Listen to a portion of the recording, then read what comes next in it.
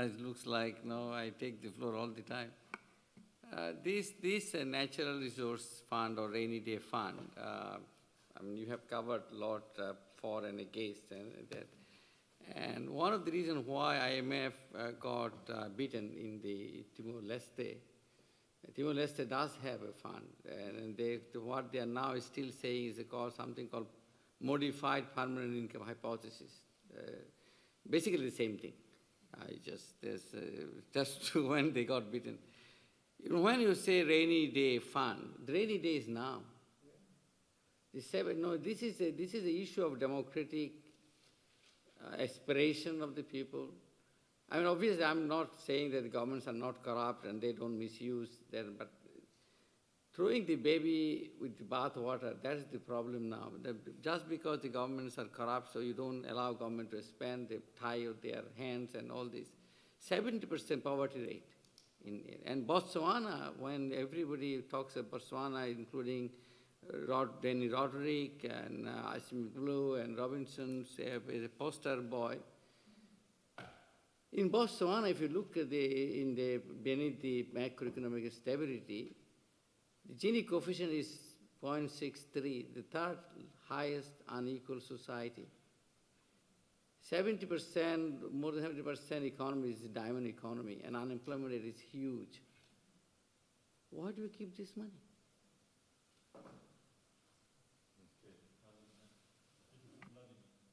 Yeah, thank you. I also have a couple of questions. One is to LIEW. You know, Chinese economy was moving from from exports to domestic consumption and from investment to consumption.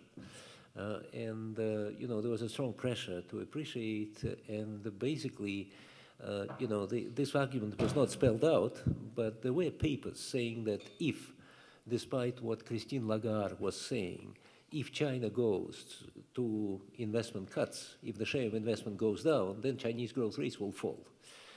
And it seems like this is what is happening today. Today, the share of exports in GDP, when it was something like 5% in 1980, it went to 35% before the recession, and now it went down to 25 or 20% or whatever it is. So, you know, this is a Japanese story. It looks like Chinese growth rate is coming to an end. Is it the case or is it not the case? That's the question. I have a question to David CELETTI. You know, in Kazakhstan, like in all former Soviet republics, there was a phenomenon of non-payments, barterization, and monetary substitutes. And this is something that is still not explained, I think. Maybe you can, you know, talk about it. The prediction is that when you tighten monetary policy, your inflation rate goes down. When your inflation rate goes down, there shouldn't be any barter transactions. There shouldn't be any monetary substitutes because they emerge when inflation rates are high. But in these countries, non-payments, trade arrears, and the proliferation of monetary substitutes and barter transactions increased dramatically exactly when the central bank was tightening monetary policy. Why is that? And also one question to Rochelle RAMFOL. You know, for Norway, it's good to have the fund because Norway is already developed, and then you can have a fund for all kinds of emergencies. But for all the other countries, developing countries, from Kazakhstan and Botswana and Azerbaijan and South Africa, the argument is, if you're not developed and you face the issue of development, you'd better spend the money on development. Why you accumulate it for a rainy day? It's not a rainy day, it's today, right? You spend the money today. So maybe you can elaborate on that. Thanks. Let me also make one observation and one question. The observation is about sovereign wealth funds. I don't think there's a real compelling case for South Africa to have a sovereign wealth fund. It doesn't have large and persistent current account surpluses like China and Singapore or Korea, nor does it have a huge natural resource base. So if the goal is to impose some fiscal discipline so you don't have 5% of GDP budget deficit and you don't get hit hard when Turkey and Argentina wobble. I mean, I'm fully aware that South Africa was one of the hardest hit economies. If you don't want that, just impose discipline on the fiscal policy, because introducing a sovereign wealth fund in and of itself, and I've done a lot of research on it, does nothing unless you improve the governance? Why don't you just improve the governance of the fiscal policy regime itself? And the question is for David. I'm aware that Kazakhstan suffered some major banking crisis, right, a few years ago, right? So how has monetary policy changed or evolved in response to that banking crisis? Yeah, please answer the questions, yeah.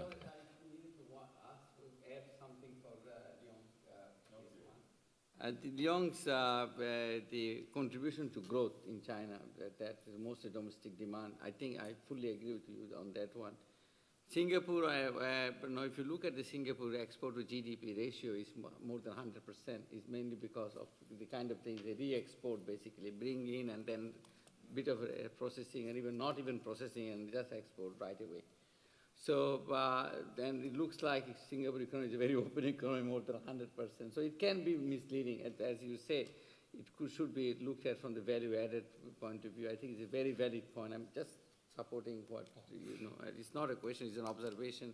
I think it's a very valid point and not many people see that way. I think it's quite a... Yeah, please respond, starting with Liu and and then David and Rochelle. My question, I think just to sort of answer, the point about is the value add that is important. Thank you.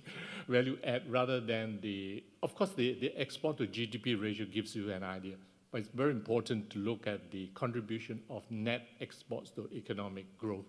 And as I pointed out, after the post-GFC, it's less than 1% out of still a growth of about 6 to 7%. But the Chinese government is worried about exports. Why? Because of its regional impacts. Because we know that most of the processing industries and firms are all in the southern part. So any massive drop in exports would affect those places. But I also didn't have time to talk about it. It's also could be explained by economic theory. Because if you think of it, right, any country, we know that from economic theory, a small country has more gains from trade than big countries.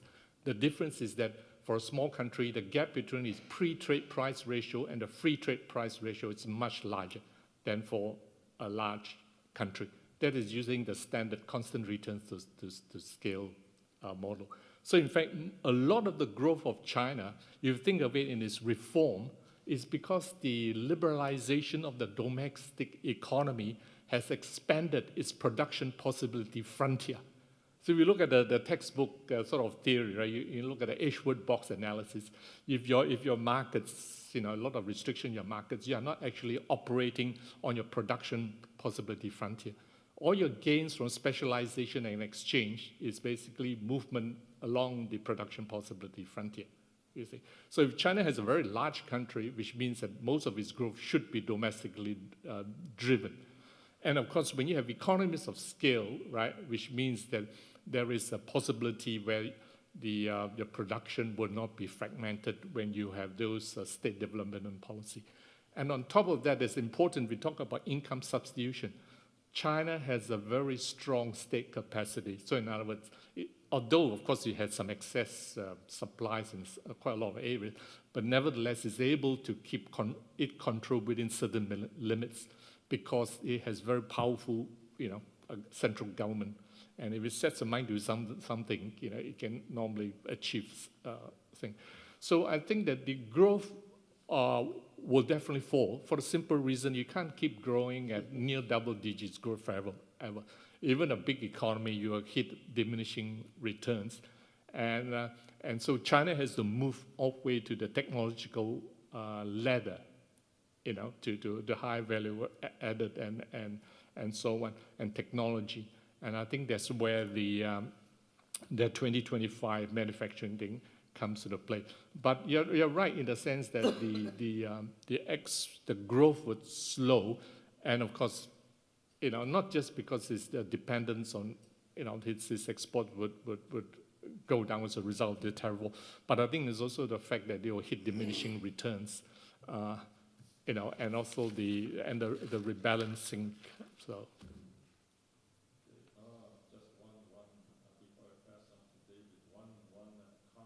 Observation on the China growth is slowing down because it has already reached income levels at which growth typically slows down. And I did some research with Barry Eichengreen and others, and China is well beyond the level at which per capita income at which growth slows down. I mean, China, obviously, China and China alone should not be exempt from laws of economic gravity. So, of course, growth slows down. Okay, just to complement what you said. Okay, David. Yes.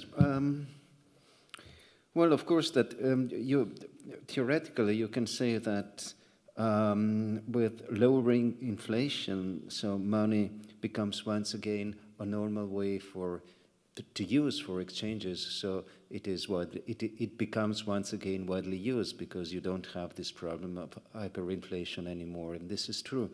On the other hand, you can see the problem differently. If to reach that result, you have to use, let's say, extreme means, so extremely high interest rates and a sharp diminishing of the monetary base, as was to some extent in Kazakhstan, even if the real exchange rate was not. I showed a graphic during the presentation, was for a very short period relatively high, but nevertheless, for firms it becomes hard to have money, or it costs too much. They shift to other means, and this is barter, or they don't pay. So, for example, the fact that many firms didn't pay salaries, well, they kept working somehow, but they didn't, or they defer payment of salaries is one symptom. Arrears is another symptom. They didn't pay back the credit they have. Not only, but at the same time, they tried to become new credits. So that was a very strange process, but that was linked with the means used to curb inflation in quite a short time. And the other aspect, and the other that we have found in this, as a first step of our research, is that managers themselves had unpredicted reactions, unpredicted by the people who designed those reforms, in the sense that the normal reaction was, well, money cost, financing cost more than before.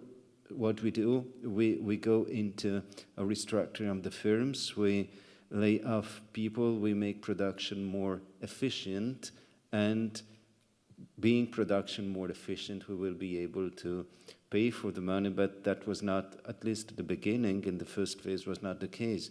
Managers kept factories going on without entering into that mechanism, but sometimes even acquiring and trying to acquiring new credits, which was impossible because the financial system in this first year was not completely under control.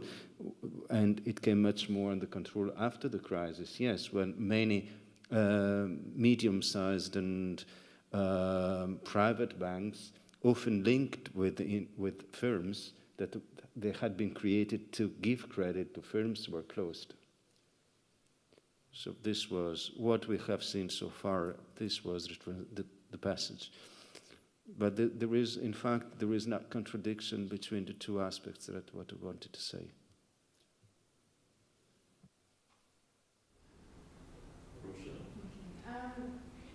So if you look at the case of South Africa, as I said, currently we don't have the economics to actually substantiate it. But if you had to look at a fund from okay, as I said, in the 70s and 80s, you could see the effects of Dutch disease and the currency appreciation, and maybe it would have helped then. But the country has gone through many iterations, like lots of other countries in the rest of the world, where it's had sanctions, and so naturally that also curbs its growth. But essentially, from an intergenerational perspective, I mean, if you look at South Africa was a major gold producer, and it's sitting with just 39 years of reserves, and then there's no longer any gold, and it's gone. And you have all these gold mining towns, which now become majorly uneconomic deserts. And I think from the perspective that if you don't do something about, replacing one capital asset with another capital asset, it means that you're just consuming your national endowment, and it just doesn't seem like a viable proposal. So, I mean, I've not looked at the mining sector because at the moment the mining sector is producing only 2% revenue. That's all that, and yet if you go back to the 80s, it was producing something like over 30% revenue. And it's not for the fact that the tax regime is a poor tax regime or it's not competitive. So I think it's a difficult perspective when you sit now at the end of a resource and you're looking at what life is going to be, because gold supported South Africa. Gold built South Africa.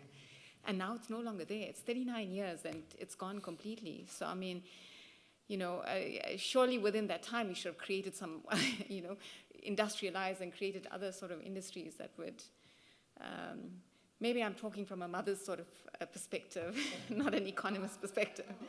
Your concerns are quite valid. I mean, Argentina was the richest country, and now where it is. I mean, you had gold and Argentina had the primary product. If you switch off Not working, So actually, the issue is, you know, what we are trying to say, even in East Timor, when we talk about intergenerational. Now, if the 70% poverty rate in East Timor, for example, Timor-Leste, and the stunting and malnutrition that is happening to the present generation, they will be burdened on development forever for the generation. They will not contribute anything. So that you are actually transferring the problem into generational poverty, so not helping that way. Okay, so that is the point. What the South African issue is actually the legacy of the past. That, you know, how do you break that legacy? You know, I will stop here. I had a big debate with my former boss when I was in the SCAP. No, this evidence-based policy making. Now, I was a bit sarcastic, of course. I mean, who invented this evidence-based policy making this word? It's Tony Blair, because he didn't want to do anything. The so-called new labor. Okay. Now, I'm not against evidence-based policy making. I'm just saying that it was created, that terminology for political purpose. When you have evidence-based policy, theoretically speaking, strictly, you project the past to the future.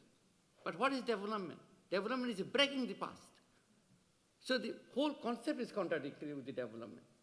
This is the point I was trying to tell her. Right? I was not against collecting evidence and doing some work.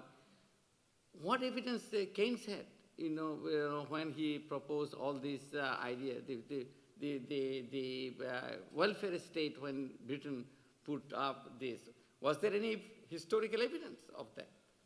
So development proceeds like that. Now, coming back, I mean, this is not possible now in the new globalized political environment. If you look at East Asia, all the successful countries, Japan, China, of course, with the revolution, Korea, Taiwan, whether domestically generated or imposed, all started with land reform. That released enormous amount of energy of the people, and as well as misallocation of resources going to. Why Pakistan? Look at this comparatives. Pakistan was a model development. In the first decade of UN development, 60s, Pakistan was the star, was shown as the kind of development Pakistan. Who engineered that? Is a Harvard school led by Papanak, Chowdhury, and Timan.